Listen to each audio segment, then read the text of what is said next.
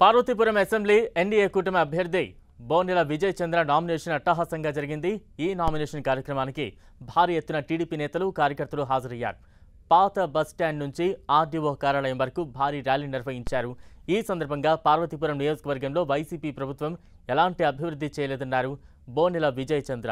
NDA కూటమి అధికారంలోకి రాగానే నియోజకవర్గాన్ని అన్ని విధాలుగా అభివృద్ధి చేస్తామని చెప్పారు। పార్వతీపురం ప్రజలతో పార్వతీపురం అభివృద్ధికై ప్రజలతో పాటు నడుస్తూ నామినేషన్ దాఖలు చేయాలనుకున్నాను। అయితే ఈరోజు చూసిన స్పందన, ఈరోజు ప్రజలు చూపిన అభిమానం అమోఘం, అద్భుతం। ఎంత ప్రేమ ఉంటే కానీ, ఎంత అభిమానం ఉంటే కానీ ఎండను సైతం తెగించి నాతో పాటు అడుగులు వేశారు।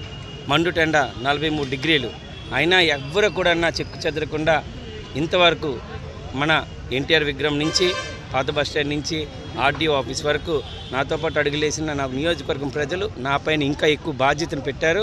అభివృద్ధి ధ్యేయంగా, అవినీతి అంతంగా ఇక్కడ జరిగిన ప్రతి అవినీతిని తీసి, ప్రతి రూపాయిని తీసి, ఏదైతే గవర్నమెంట్ సొమ్ము ఎవడు జోబులు వేసుకున్నాడో ప్రతి ఒక్కడికి కూడా ఒకటే మాటిస్తున్నాం, రాబోయేది వచ్చేది ఎన్డీఏ గవర్నమెంటే, కూటమి గెలుస్తుంది।